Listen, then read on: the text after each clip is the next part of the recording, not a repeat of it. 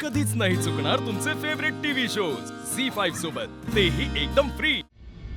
हे इराच्या नशिबातलं सुख आता कुठल्याशा परक्या मुलीच्या नशिबात जात. देव पण कधी कधी किती क्रूर वागतो ना हो. या विचारानं आपली इरा परत येणार आहे का? नाही येणारे माहिती हो मला, पण कोणती परकी मुलगी इराची जागा घेऊ शकेल का? चिनूमनूची आई होऊ शकेल का? तिला स्वतःचा एक मुलगा आहे, त्याच्या इतकंच प्रेम आपल्या दोन्ही नातींना देईल का होती?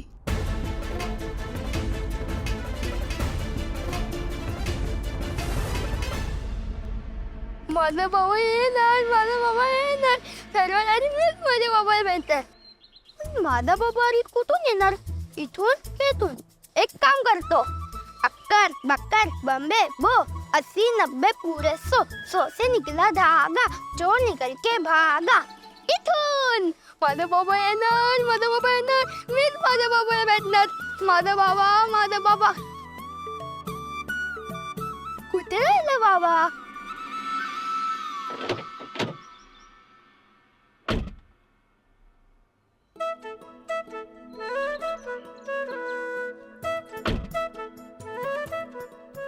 आई बाबा हे वसुंधराचं घर. ओ, घर तर छान दिसतंय. एकदम टुमदार, निगराणी चांगली राखलेली दिसतीये. वसुंधराच्या हाताला बरकत आहे वाटतं. नाही म्हणजे एवढ्या उन्हाळ्यात पण झाडं टवटवीत दिसतायत. त्यांची नर्सरी आहे, मी सांगितलं होतं ना तुम्हाला. झाडांबद्दल खूप माहिती आहे त्यांना. चला तर मग भेटूया तुमच्या वसुंधरेला. हो, पण मन निर्मळ ठेवून त्या मुलीला भेट. आपल्यासाठी आपल्या मुलीची जागा कधीच कुणी घेऊ शकणार नाही. पण त्यात तिची काय चूक? ती तिच्या भविष्याचा विचार करणारच ना. आणि उगाचच परीक्षा घेतल्यासारखे प्रश्न विचारू नकोस तिला. नाही नाही, काही काळजी करू नका. मी असे काही एक प्रश्न विचारणार नाही तिला. पण माझ्या नातींची कोण काळजी करणार आहे, कोण सांभाळ करणार आहे त्यांचा? ती मुलगी कशी हे नको का बघायला?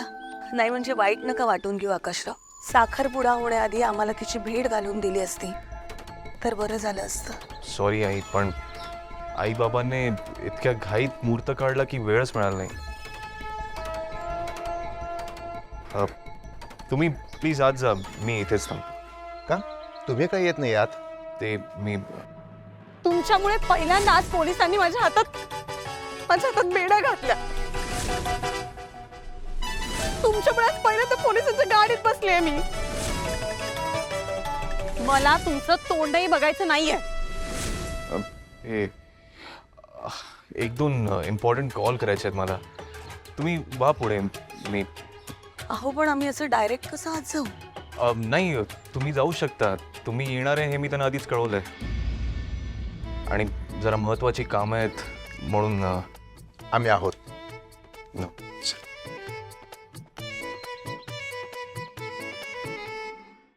झी5 ॲप डाउनलोड करा आणि पहा सर्व एपिसोड्स एकदम फ्री.